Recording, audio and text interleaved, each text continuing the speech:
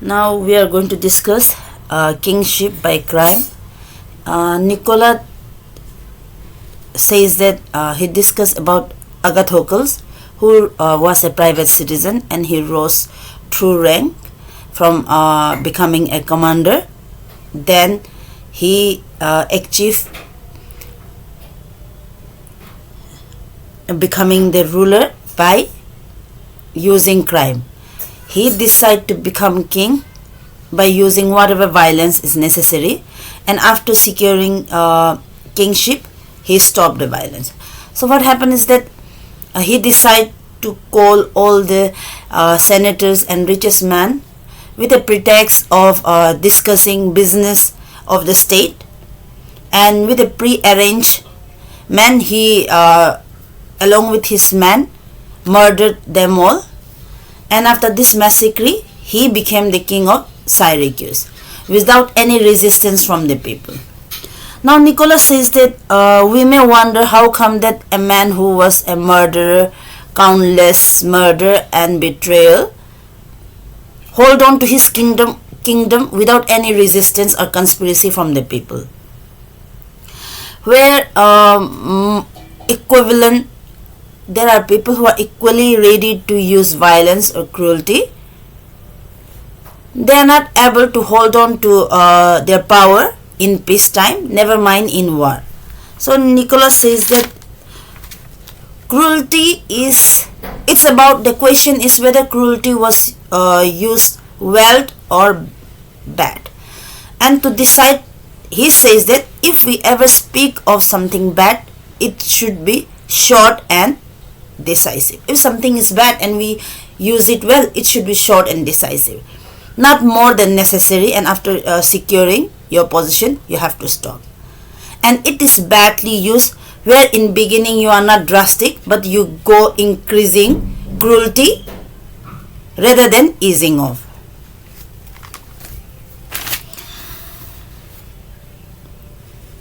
Because he says that once you should use violence or cruelty for short, because that way the people will be able to taste the bitterness less, and that way they will be less hostile. And on contrary, if you are giving out something nice, then it should be slowly so that the people can savor it. So that's how you decide.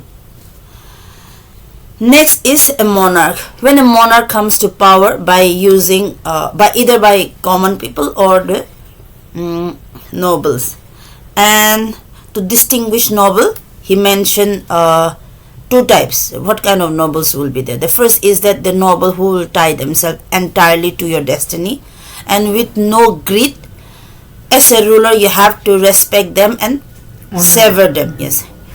And he further classified noble into two more group. That the first one is those noble who will provide you good advices when your time is good, and when it's bad time, you don't have to worry about them.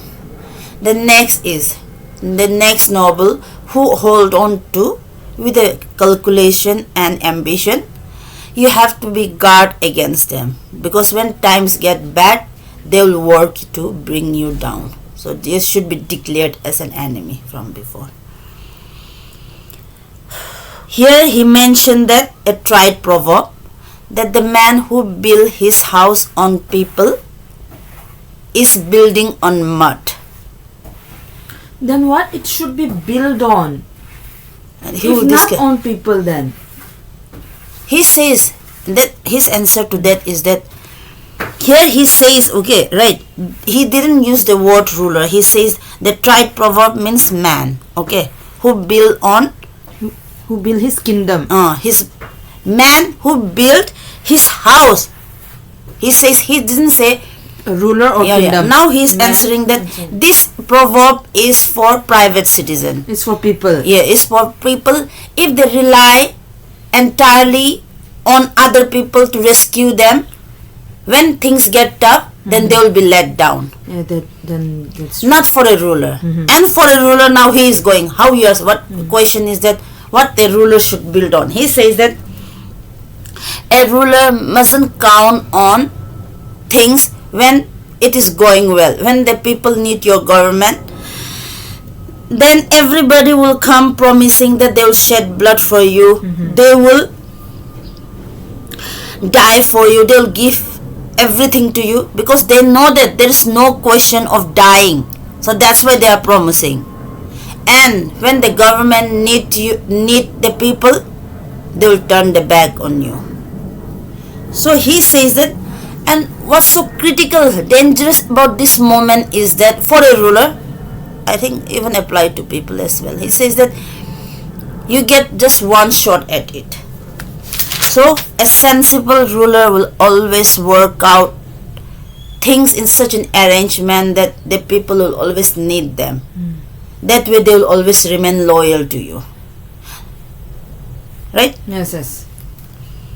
So now we are going again to, he mentioned that a sensible ruler will avoid using auxiliary and mercenary and rely on their own troops and people, prefer to lose with their troops rather than win with other armies. And he even brought, to explain this, brought a parable from Old Testament. He says that when David offered to go and fight the troublemaker of Philistine, Goliath, on Saul's behalf, the Saul offered their weapon to him. But he refused, saying that it is way too loose and he will not be confident about it. He'll rather use his own knife and sling rather than use other person's weapon because he'll be confident about it. Now he is going to the most controversial topic, that is code of conduct. He says that he doesn't want to repeat the people fantasy. He wants to tell the truth. There's such a gap. There's such a gap that how people actually live, and they are told or taught how to live. And if a man is declining to behave in a way that how people are, to behave how they ought to, schooling themselves for catastrophic. Because he says, if you think, then something look morally right, but will lead to a ruler disaster. And something may look wrong, but that will get you success and security. Isn't it? That's true. Now next he discussed about generosity. He says that generosity should be practiced out of people goodwill. And when it does, it risk of passing unnoticed. And that way people won't be able to escape the reputation of meanness. If a person really want to be known as a generous, then they have to go lavish. And when they do that, when they practice of generosity, they will be run out of their well. And the moment now if they want to continue practicing generosity, then they have to raise special tax imposed on people, and that way people will start to hate the ruler. And moreover, being generous will only benefit few, and majority will be negatively impacted by it. So what happens is that whenever tough time comes, the ruler will be vulnerable to the first bad news and they will be toppled. And meanwhile, when the ruler realizes this and wants to change his ways, at that moment he will be accused of being mean. And he says that a sensible ruler won't mind the reputation of meanness, because it is one of the negative qualities Which you must possess. which keeps a ruler in power.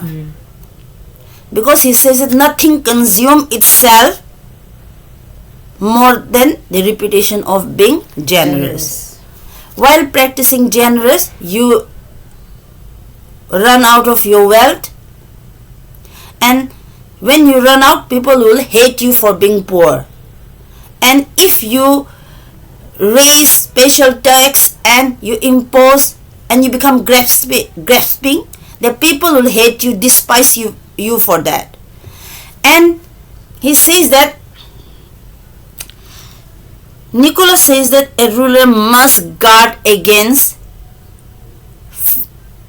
hateness and despise from their people, and generosity leads to both.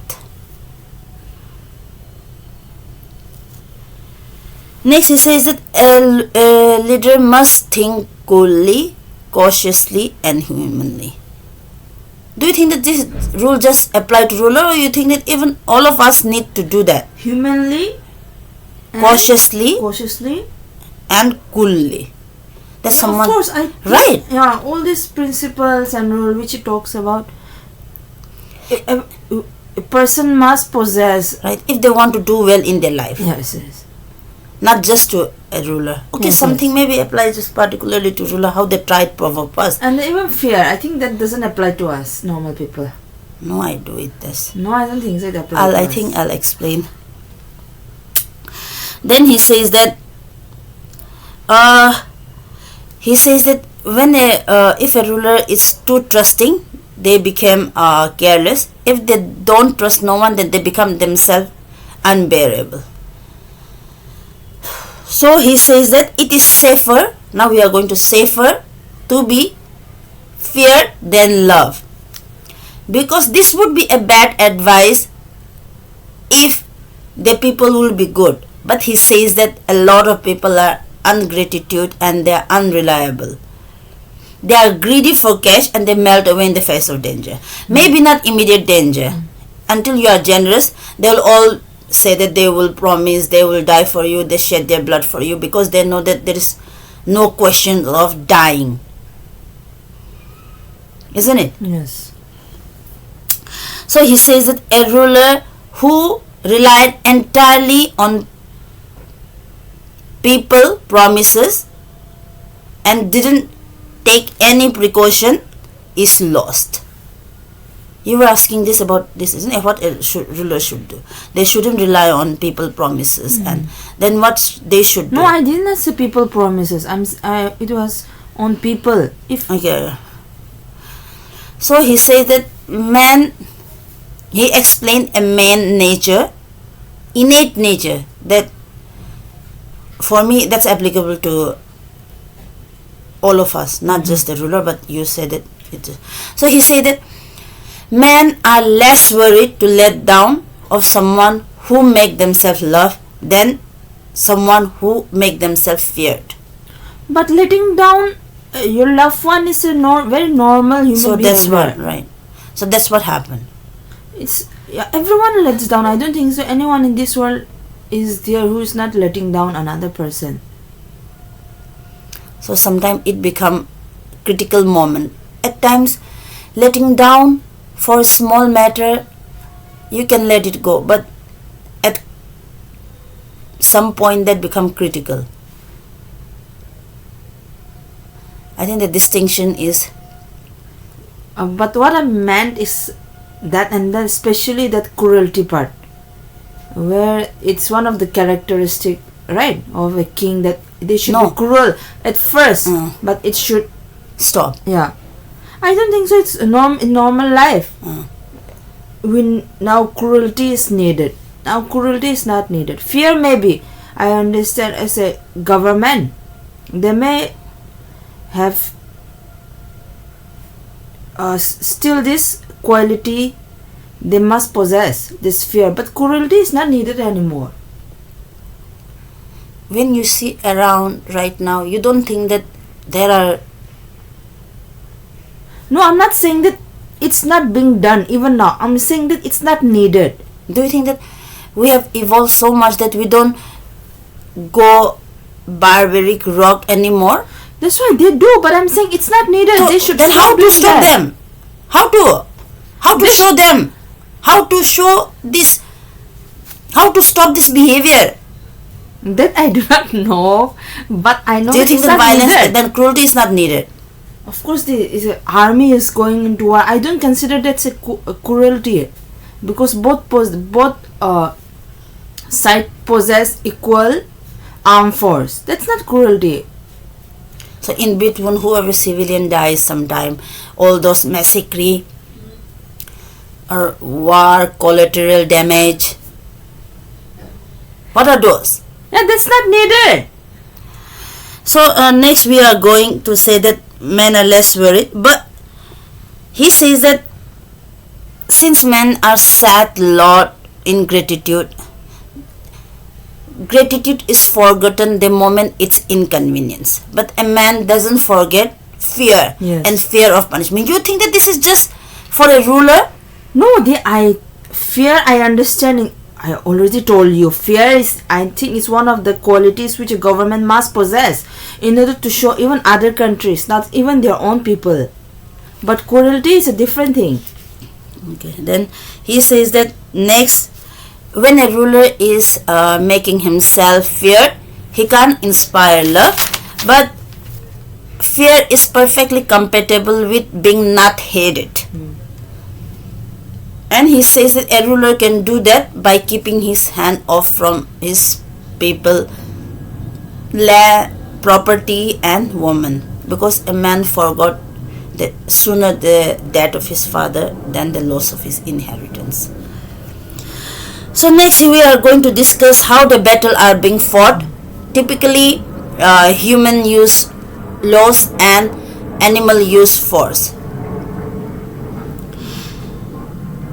But since playing by laws often it proved inadequate, and it makes sense to resort to force. A war. Yeah, that means war. Force. So he says that a ruler should able to exploit this nature in them. And he says that in ancient days writers teach this lesson to their leader through fables, stories, that how Achilles and many such leaders were sent to Centurion to be brought up under his discipline. A teacher who is half man and half beast, it meant that a man need to possess both qualities. draw this nature in them. If you have only one, then wouldn't survive. And in case if they are going to draw a beast in them, then he again propound two animal, that is lion and the fox. Fox is to see the snare and lion to scare off the wolf. He says that he always talk about a sensible. He said a sensible ruler can't keep his word if by keeping his word he's going to put himself at risk, his power at risk. Because to whom he's keeping his promises, they are also not going to keep their promise. So there's no point for him to keep his. But he says that, Niccolo says that a writer should not be in short with good reason or to broken off his promises. He should know how to sly and pretext one and coin up another one. That's how the things are done. He says that men are so gullible and caught up with immediate concern that a con man will always find someone ready to be conned. So a leader doesn't need to worry that he About his says promises. that no, doesn't need to be being slyful, because he says that people are so caught up in their immediate concern that they are readily gullible and ready to be gone. So he don't have to worry. He meant to say that. Now next he says that one of the qualities that a leader need to possess is, they don't have to be virtuous, possess the qualities. The seeming is absolute necessary. Seeming to be compassionate, seeming to be virtuous is imperative, is absolute necessity for a leader to be. Because he says that generally we are judged by our appearance, because only few will get to deal with us directly, and majority, I think everyone can see us and they can judge us, but only few get the access of directly having an interaction. Then he says that moreover, when you are a ruler, your action and your achievement will be analyzed and will be reckoned. So you have to make an appearance of seems to be virtuous. And again he says that men are so caught up and they always will judge the end product, the end result. So if a ruler will win the crowd, if they, from their appearance, they seeming to be virtuous, and if the end result that what he wanted, he get it, then in between what he does, it doesn't matter. The end result does matter. How we have discussed that how those rulers most impressive, if they didn't possess the armed forces, they wouldn't have able to convince, isn't it? The people when they stop believing, but they possess the armed forces, they made them believe, and at the end they establish and they become the founder of Rome, and then that's how the people start again believing, continue the belief. So it says that you have to be. Next, he says that a ruler must have impression of greatness, seriousness, because when you possess this, you are highly thought of, and if a ruler is highly thought of, then hardly anyone will conspire against you. What happens is that he discussed about conspiracy is that you will not be hated, and he says that if someone is unhappy and they conspired and they want to conspire, and in that they come to know that the ruler is highly thought of, then they come to know that they will be unpopular. You understand? They'll be unpopular. And moreover, he says that before a conspiracy executed and performed, there is endless failures before one conspiracy being success. So if the conspirator come to know that killing the ruler will be unpopular, then they can't conspire.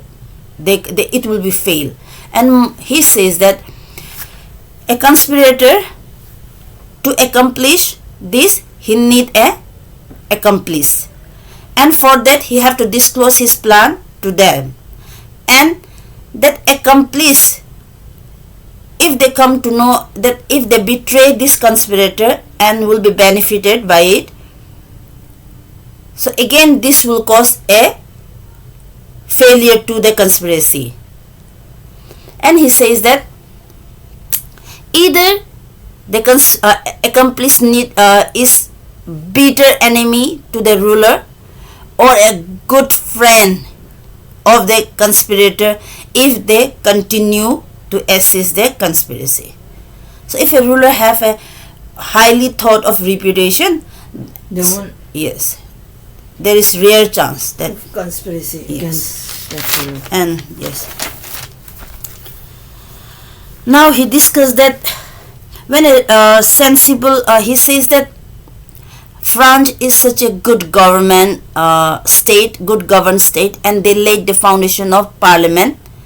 And he says that the ruler who did that, he knew so well what was going on, what was needed is that the people hating so much the nobles, and the noble wishing to dominate or exploit the poor, that the ruler himself wants to put the rein in the noble mouth, but he can't do it. If he did, then the noble will conspire against him. Yes. And he says a sensible ruler should not drive the noble to the despair and keep the people happy. And how to do that is to make the people happy and to not to push the is by setting up an independent body, that is parliament, to do the job. That way the ruler doesn't need to get involved. So this is also one of the qualities. So next he goes to address that many readers who are aware of the fate of Roman emperor, that although they had great characters, strength, nevertheless they end up losing their empire or even their lives. And now he is going to address this objection, that the qualities that he mentioned, the point, you understand, those code of conduct, those are not out of line. Those the downfall of Roman Empire doesn't it's not out of reason from what he have offered. To address that, he discussed the qualities of some of the ruler of Roman Empire. He says that again, but before going ahead, he again addressed that a ruler who wants to stay in power is often forced not to be good. He says that sometimes you can be hated as much as for the good as doing for bad. You understand? Yes. Because if a ruler reckon that he need the support of a group, that could be common people, noble or army, if they are corrupt and the ruler need their support, then he have to play according to their moods. Yes. If he do good, then that will put him into risk. They will put him at risk. So here now he have to act according to that group.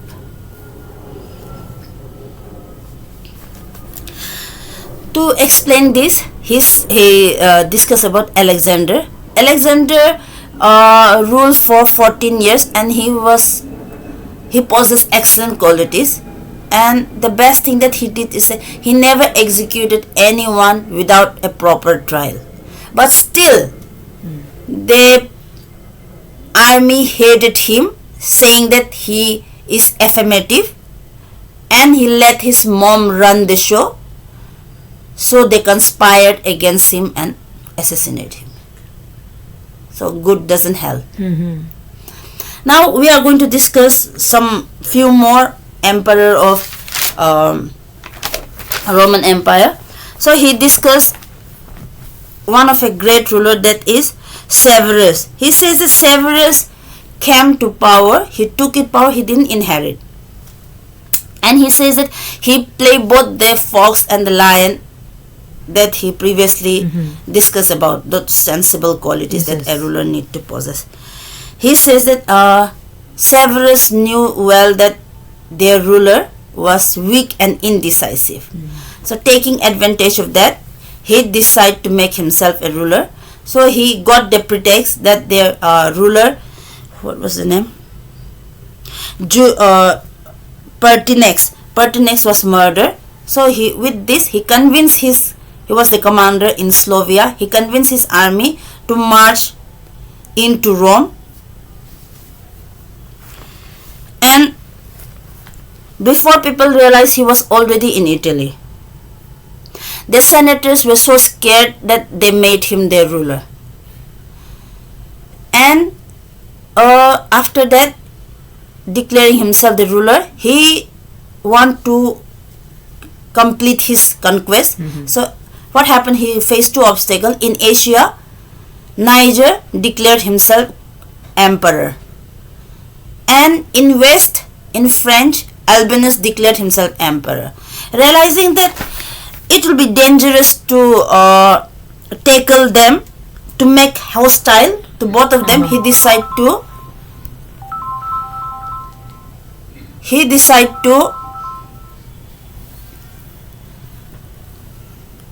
play disguise. He turned into trickery.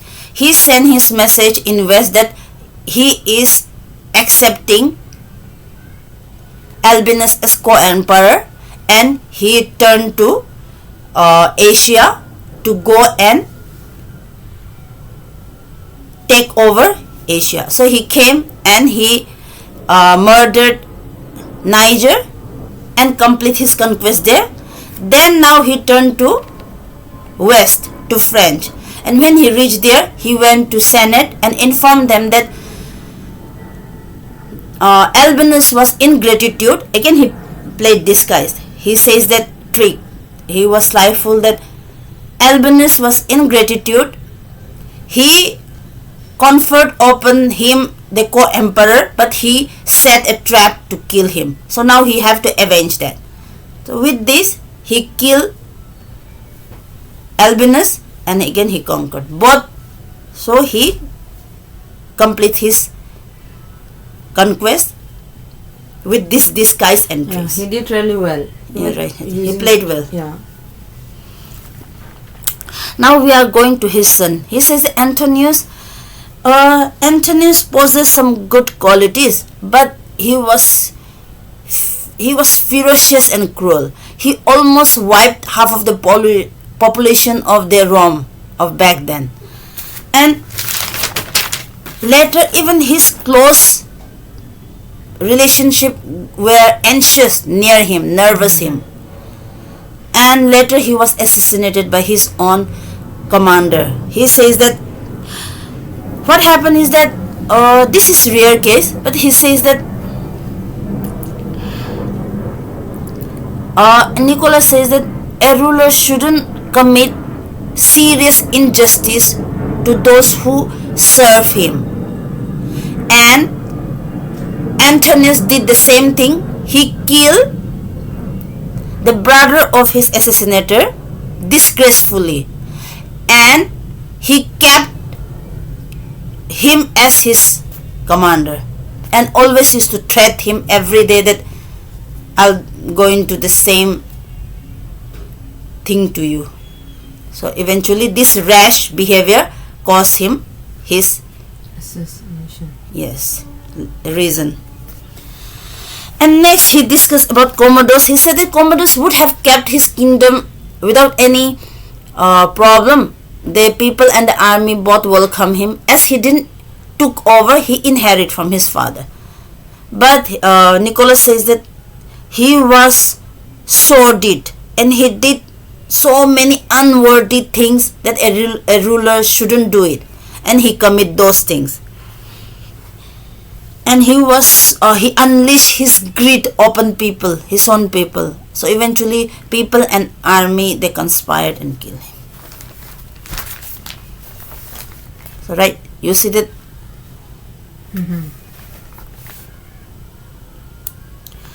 So Nicola again discuss about few more things. Is that a ruler shouldn't encourage factionalism, although it is advised, because it shows a sign of a weak ruler rather than a sensible. Because in peacetime that will go all right, but when you are foreigners invade any foreign power, the losing faction will always go and join the foreign and will fight against you. So it's a factionalism is a bad policy. Next he says that many people think that building fortresses is going to be helpful, but it's not. He says that your people not being hated, majority of people not hating the ruler is the best fortresses. And he says it's okay, some ruler can even build fortresses, but he completely disapproved. He reproached anyone who thinks that it doesn't matter whether his people hate him or not, and he trusts on his fortresses more than his people. That's a wrong thing. Now we are going to discuss. He says that a ruler who is a genuine friend and a genuine enemy is considered and respected by people. He says that in case if a ruler, two powerful neighbors are going into war, and a ruler doesn't have a reason to fear, whoever wins it doesn't have to have fear, but he says that make alliance and fight hard against the other. And if you have a reason, then you have to go and fight, because if you lose, if you didn't join because you were either indecisive and weak and you want to avoid and you didn't fight, you just want to, when war takes place and you don't fight, it's just going to be a very short period of time. Eventually whoever wins, one is going to win or lose. Yes, and the winner will take you as a reward and will gobble up at the amusement and satisfaction of the loser, because they will be right hostile or animosity. You didn't support us. And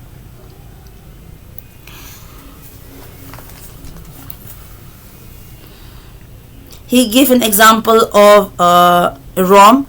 He says that when Antiochus was sent into Greece to fight against Rome by Aetolians, they went and asked Achaean to remain neutral, because Achaeans were alliance with Rome. So the Rome replied that response to this is that with regard to invitation to remain neutral, nothing will be more damaging to your interest, because you will be gobbled up by the winner. You'll get no thanks, you'll get no reward. Whoever wins will gobble up.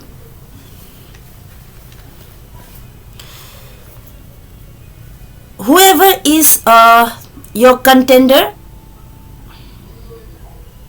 they'll ask you to stay neutral, but you should fight. You should be courageous and take a stand and fight hard, because even if you make alliances with one and they win, you are at their mercy, but they are not going to be example of ingratitude and so be shameless of taking advantage of you. He says that war are not decisive, keep going on, it never ends. So war are not never decisive, it's that it doesn't override every principle, especially principle of justice. If you side with the winner, they will always do their best, because you join them in crisis. And in case your alliances lose, they will do their best, because you again supported them. Yeah, in their crisis. And as war are not decisive, who knows, later on it may turn around, your luck may turn around. So he says that now it's another scenario. If two of your neighbors are weak, then it makes sense that you have to join war, use one to destroy another, right? In which way you are winning, it's a win-win thing for you. He propounded an absolute rule that a ruler shouldn't join a stronger nation and stronger power in a war, because after the war you'll be putting yourself at their mercy, unless this is absolute necessity. There are times that you can decline, you can escape the war, right? You have to join alliance with someone stronger, right? Yes. So that's how it says that only in absolute necessity you have to join the stronger. Yes.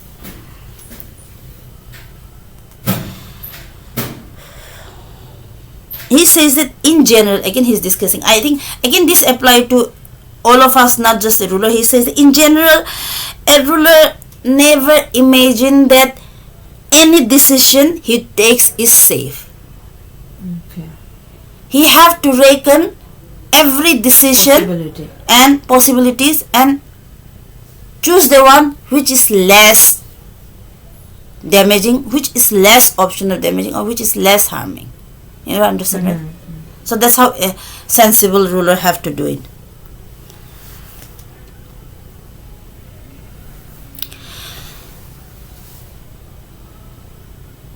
He says this is why we have to do that, because why we are doing this, that we are reckoning every decision, because it happened that nature, it is nature, he's discussing about nature, it is nature of things, it is nature of things that every time you want to avoid one danger, you know what happened, you run into another danger. You want to avoid one danger and you run into another. Yes. So that's why you have to reckon. That's the reason.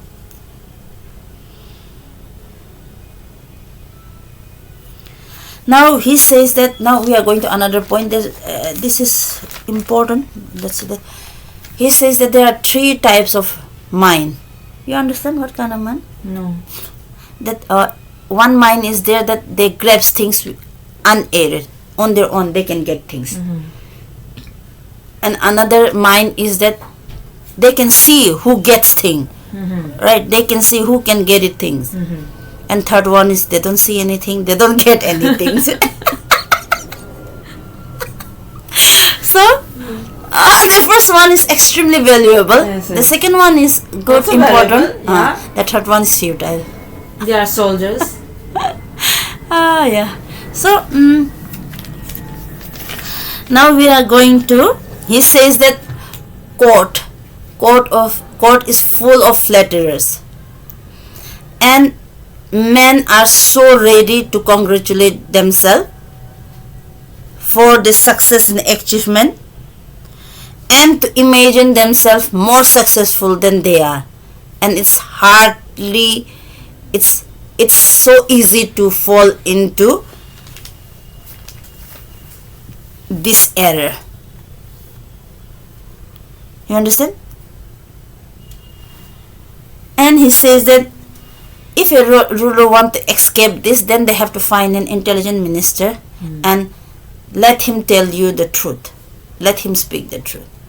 And only him, and that too only on those issues that you ask, not on any random things. And you should listen, ruler should listen to that minister, everything what they are saying, and after that should make his own mind. After making his decision, he shouldn't change, because that will lead to lose his greatness. He have to listen before making up, listen, but after that he shouldn't change his. That will make him look fool. Then he says that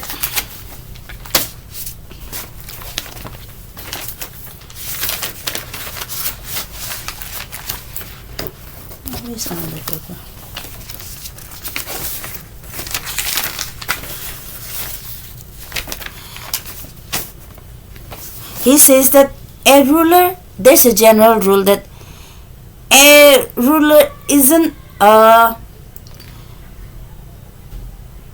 he says that a leader who is sensible, they get good advices, not the vice versa. It's the sensible ruler who makes good advice comes to him. A insensible ruler would never able to do that. Men may think that it's the ministers who's ruling. No, it's not. It's the ruler is sensible. That's why he's able to get and see those ministers. Yes.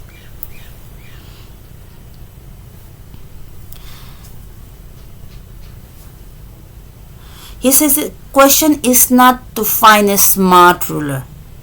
Question is not to find a smart minister. It's the ruler should be smart.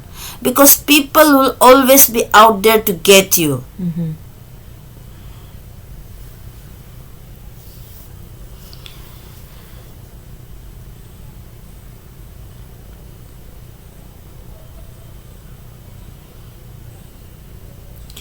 Now again he's going to acknowledge few more important things. Is that he says that he's going to address luck, that how much a luck plays. That he too with time concede that yes, luck do decide half of what we do. Okay, luck does play its role in half of what we do, but leaves the other half more or less on us. So he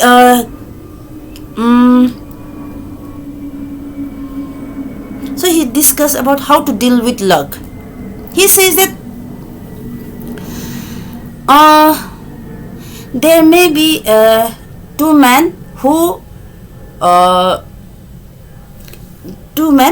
can be both successful by dealing with their life or problem with two different approach.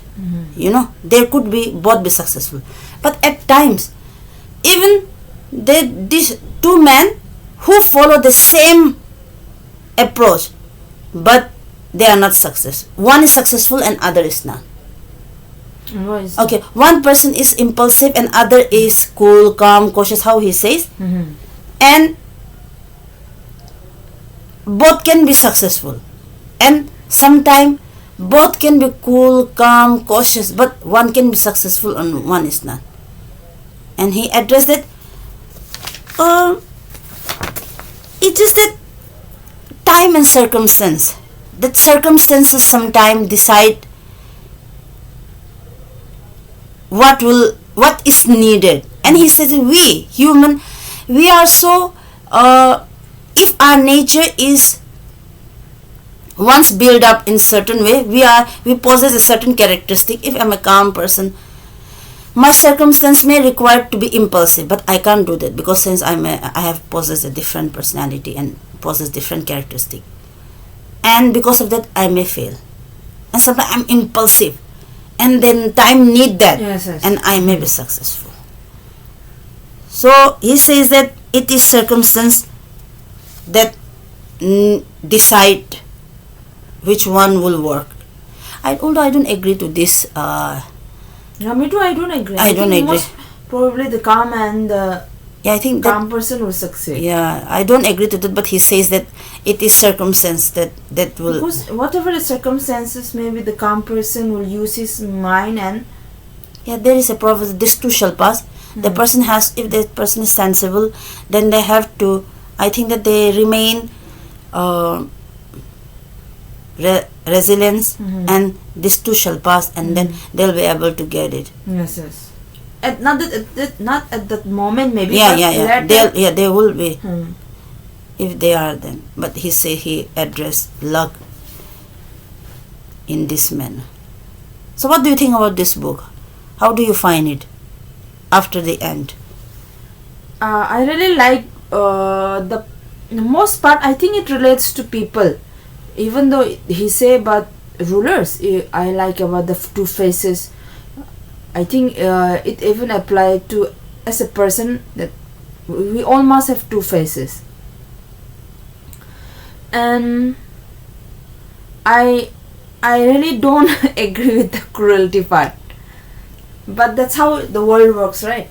The fear, I agree that as a country, especially now, we know that a country must possess that quality, the government or the government must possess the quality to show its neighbors, I guess. You know what?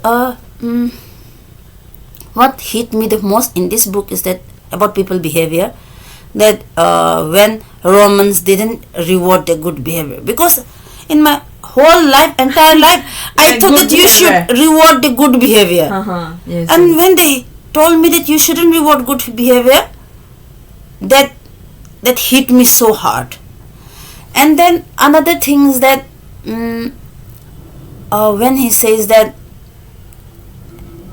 something because I see so many people, I think myself, I struggle once, not now, that something look morally, you are being told that you have to ought to behave. Yes, that's also true. Yeah, I bear it myself. I live that life that you are told to behave and you ought to behave, and but you shouldn't. when you did that, you see that where did I end up after doing those good? I didn't get where I wanted. They told us to act that way, but that's not how a person should in reality. Yeah, we don't live like that. Yes, we don't behave like that in reality. So I'm taking. Yeah, that's also one of the things which help, right? Yeah. I think that is all. Or you want to add more? No, that is all. I think that we end here. I wish this work.